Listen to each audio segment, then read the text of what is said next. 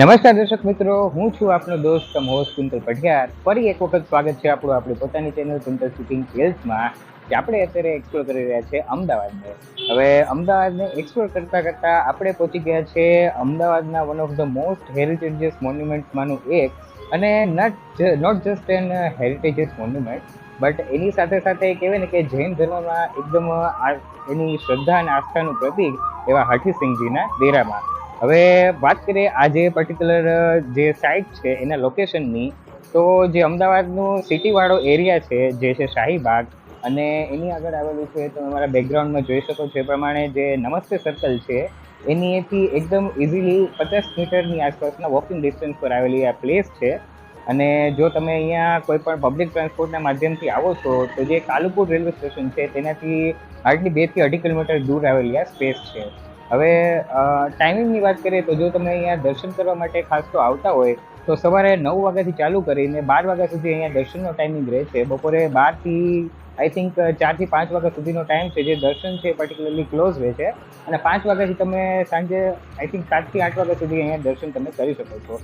તો આ તો હતી જે હઠીસિંહજીના મંદિર, એટલે ટૂંકમાં જે આ પર્ટિક્યુલર પ્લેસ છે એના વિશેની બ્રીફમાં ઇન્ફોર્મેશન. હવે અહીંયા કઈ વસ્તુ એક્સપ્લોર કરવા લાયક છે, અહીંયા શું વખાણવા લાયક છે, સાથે સાથે કહેવાય ને કે એક જૈન ધર્મનું એકદમ પ્રમુખ પર્યટક સ્થળ હોવાની સાથે સાથે એક યાત્રાધામ પણ છે.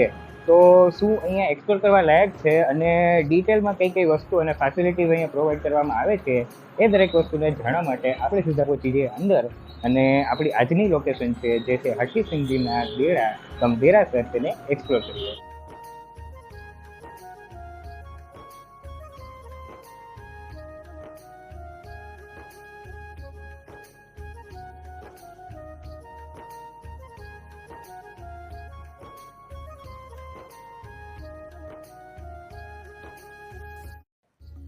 સો ફાઇનલી આપણે અત્યારે એન્ટર કરી ગયા છે આપણું આજની જે લોકેશન છે હઠીસિંહજીના ડેરા, તેના જે મેઇન કેમ્પસ છે એમાં. તો સામે જ અત્યારે જે ગેટ જોઈ રહ્યા છો ત્યાંથી આપણે એન્ટ્રી લીધેલી. તો ગેટમાં એન્ટ્રી થતાની સાથે જ બેકગ્રાઉન્ડમાં જોઈ શકો છો એ પ્રમાણે જો તમે પર્સનલ વ્હીકલ લઈને આવેલા હોય તો એ પણ તમે અહીંયા પાર્ક કરી શકો છો. વિશાળ એવા પાર્કિંગની ફેસિલિટી આપેલી છે જે ટોટલી ફ્રી ઓફ કોસ્ટ તમને મળશે. તો આપણે અત્યારે હવે ફાઇનલી પહોંચી ગયા છે આપણી જે આજની લોકેશન છે જે છે હઠીસિંહજીના ડેરા, તેના મુખ્ય આંગણમાં. તો અહીંયા જે પરિસરની વાત કરીએ તો અહીંયા પરિસરમાં એક વિશાળ એવી આર્ટ ગેલેરી છે જે અહીંયા જે મુખ્ય પ્રવેશદ્વાર છે ત્યાંથી જ એક્ઝેક્ટ સામે જોઈ શકાય છે. સાથે સાથે જે મંદિરનું જે મેઇન કાર્યાલય એટલે કે ઓફિસ છે, સાથે સાથે જે દેરાસર છે, કીર્તિસ્તંભ છે, વિશાળ એવું ભોજન કક્ષ અને ધર્મશાળા, આ દરેક વસ્તુ આવેલી છે.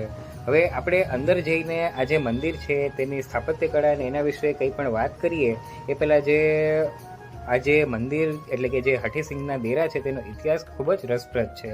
હઠીસિંહજીના ડેરા, જેને હઠીસિંહજીની વાડી પણ કહેવામાં આવેલું છે, એ અમદાવાદ શહેરના એકદમ મધ્યમાં દિલ્હી દરવાજાની એકદમ નજીક આવેલી આ જગ્યા છે. આ મંદિરનું નિર્માણ વર્ષ 1848માં શરૂ કરવામાં આવેલું અને ધનવાન જૈન નગર શેઠ હઠીસિંહજી દ્વારા આ મંદિરનું નિર્માણ કાર્ય શરૂ કરવામાં આવેલું હતું.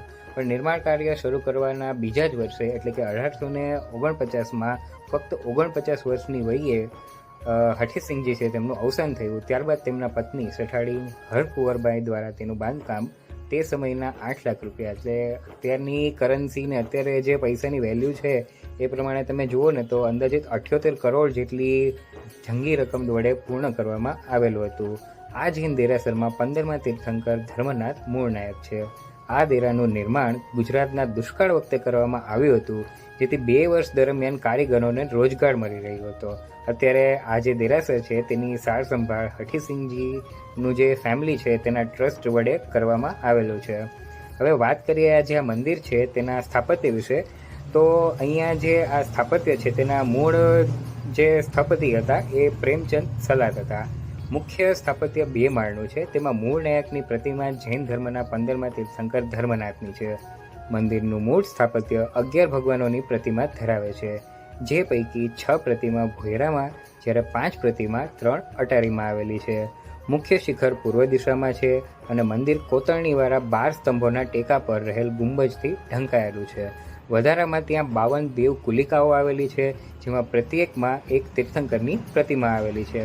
મંદિરના જે મુખ્ય પરિસર છે તેમાં ચિત્તોડના કીર્તિસ્તંભ અને જૈન માનસ્તંભથી પ્રેરિત એક વિશિષ્ટ માનસ્તંભ આવેલો છે, જે 6 માળ ઊંચો છે અને મહાવીર સ્વામીની તેમાં પ્રતિમા ધરાવે છે. એને પણ આપણે અત્યારે જોઈશું. બટ અત્યારે જો તમે વાત કરો ને તો આપણે મુખ્ય આ જે દેરાસર છે તેની વાત કરીએ.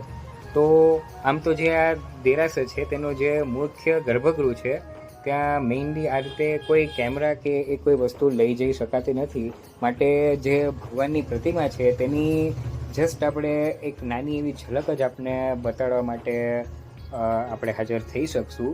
હવે કહેવાય ને કે એક 15થી 20 મિનિટનો નાનો એવો જે આ વિડીયો છે એ બનાવવા માટે ખૂબ જ મહેનત લાગે છે, અને ઘણી ખરી આ રીતની જગ્યા હોય છે જ્યાં કેમેરા છે કે આ રીતની કોઈ પણ વિડીયોગ્રાફી છે તે રેસ્ટ્રિક્ટેડ હોય છે, બટ છતાં તમને પૂરી દરેક વસ્તુની ઇન્ફોર્મેશન મળી રહે એના માટે આપણે આ દરેક વસ્તુઓ કરતા હોય છે.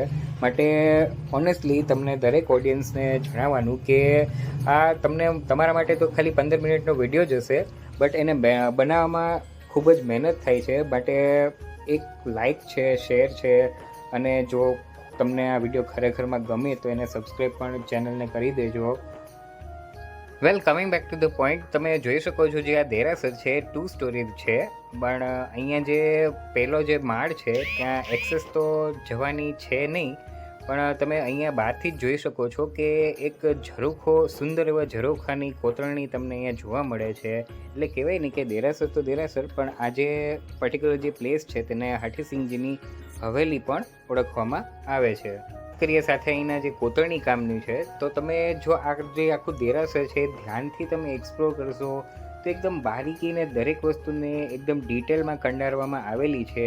અહીંના જે દરેક સ્તંભ છે, દરેક પિલર્સ છે, દેરાસરની જે બહારની દિવાલો છે ત્યાં પણ દરેક સ્થળે તમને એકદમ બારીકીથી કોતરણી થયેલી જોવા મળશે. કહેવાય ને કે જે ખજુરાહો મધ્યપ્રદેશ ખાતે આવેલું છે તેને ઘણી ખરી રીતે મળતી આવતી કલાકૃતિ તમને આ દેરાસરમાં જોવા મળશે. તો હવે ફાઇનલી જે રીતે આપણે વિડીયોમાં પણ અગાઉ તમને ચર્ચા કરેલી એ પ્રમાણે આપણે પહોંચી ગયા છે દેરાસરના મુખ્ય ગર્ભગૃહમાં. વિડીયોની ક્વોલિટી તમને થોડીક લેક કરતી હોય એવું લાગશે, બટ અહીંયા થોડીક આ રીતે ઇશ્યુઝ હોવાના હિસાબે અહીંયા રેસ્ટ્રિક્ટેડ એરિયા છે, માટે આ રીતે થોડુંક તમને ક્વોલિટી છે તે નબળી લાગશે.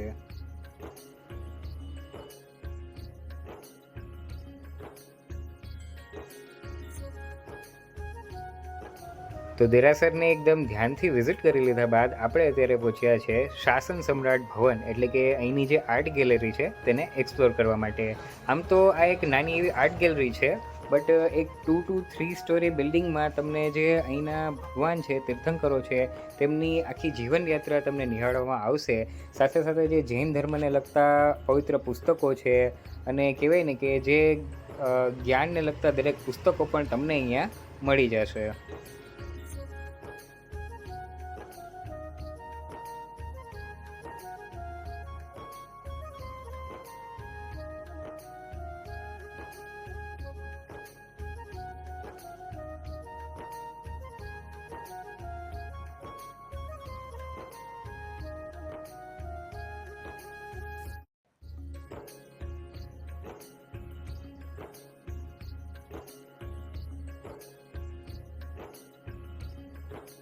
તો આ તો વાત થઈ મંદિરની, પણ મંદિરના પરિસરની બહાર તમે જુઓ તો અહીંયા હાથીસિંહજી કેસરીસિંહજી ટ્રસ્ટ કરીને કાર્યાલય આવેલું છે, જ્યાં તમે કોઈ પણ ધર્માદો છે કે ફંડ ફાળો છે તે પણ લખાવી શકો છો.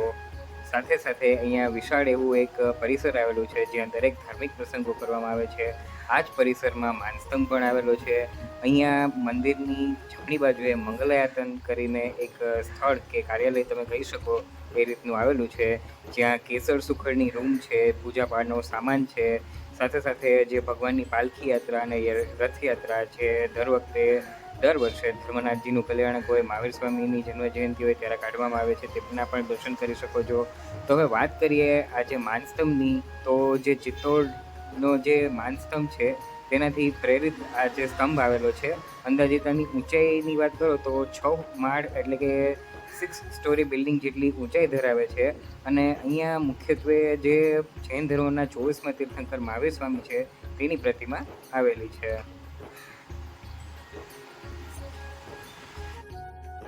તો મુખ્ય દેરાસર અને માનસ્તંભ બાદ વધુ એક આપણું આજની લોકેશનનું અટ્રેક્ટિવ પ્લેસ છે અહીંનું શાસન સમ્રાટ ઓડિટોરિયમ, જેને તમે આર્ટ ગેલેરી છે, મ્યુઝિયમ છે એ પણ કહી શકો છો, જ્યાં આર્ટિસ્ટિકલી જૈન ધર્મ વિશે દરેક નાનામાં નાની ડિટેલ્સ તમને સાયન્ટિફિકલી એક્સપ્લેન કરવામાં આવે છે.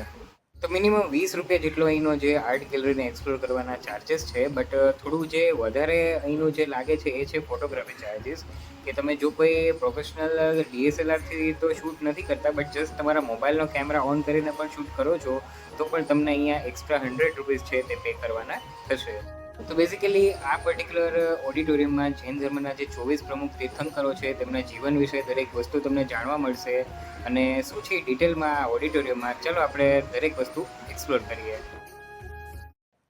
તો આર્ટ ગેલેરીના એકદમ મધ્ય એટલે કે સેન્ટરવાળા પોર્શનમાં આવેલું છે જૈન ધર્મમાં સૌથી અગત્યનું કહી શકાય એવી સમવસરણની કલાકૃતિ. અહીં સમ પ્લસ શરણ એવા બે શબ્દને આ રીતે સંધિ જોડીને સમવસરણનું નામ આપવામાં આવેલું છે, જેનો સામાન્ય અર્થ થાય છે સૌને જ્ઞાન મેળવવાનો સમાન અધિકાર. અહીંયા સેન્ટરમાં જૈન ધર્મના 24માં તીર્થંકર એવા પ્રભુ શ્રી મહાવીરનું સ્ટેચ્યુ તમને જોવા મળશે. જૈન ધર્મના 24 તીર્થંકરોને જે રીતે કેવળ જ્ઞાન પ્રાપ્ત કરેલું એ રીતે ભલે કોઈ સામાન્ય માનવ હોય કે પછી કોઈ પશુ પ્રાણી, દરેક જીવાત્માઓને જ્ઞાન મેળવવાનો સમાન અધિકાર છે એ આ કલાકૃતિ ઉપરથી આપણને સંદેશ મળે છે. ફક્ત કલાકૃતિની દ્રષ્ટિએ જ નહીં પરંતુ ધાર્મિક દ્રષ્ટિએ પણ આ જે સમવસરણ છે તેનું ખૂબ જ મહત્વ છે. સો ફાઇનલી આપણે પહોંચી ગયા છે આર્ટ ગેલેરીમાં, અને તમે જે રીતે વિડીયોમાં પણ જોઈ શકો છો એ પ્રમાણે જે ગ્રાઉન્ડ ફ્લોરથી જે આર્ટ ગેલેરી છે એ ચાલુ થઈ શકે છે. અને વાત કરીએ જે ચાર્જિસની, તો આર્ટ ગેલેરી જસ્ટ તમને એક્સપ્લોર કરવાના તો 20 રૂપીસ છે, બટ તમે કોઈ પણ ફોન છે કે કેમેરા છે કે કોઈ પણ ડિવાઇસથી કોઈ પણ જે મેમરીઝ છે તેને કેપ્ચર કરવા માગો છો તો તેના 100 રૂપીસ તમારે અલગથી પે કરવાના રહેશે. તો મેં પણ પે કરેલા અને રિસિપ્ટ જે છે તે અત્યારે તમે કેમેરામાં જોઈ શકો છો. અને સાથે સાથે એ લોકો જે 20 રૂપીસ તમે ટિકિટ્સ માટે પે કરેલા છે તેના પણ ચાર્જિસ માટેની જે ટિકિટ છે તે એ લોકો આપે છે.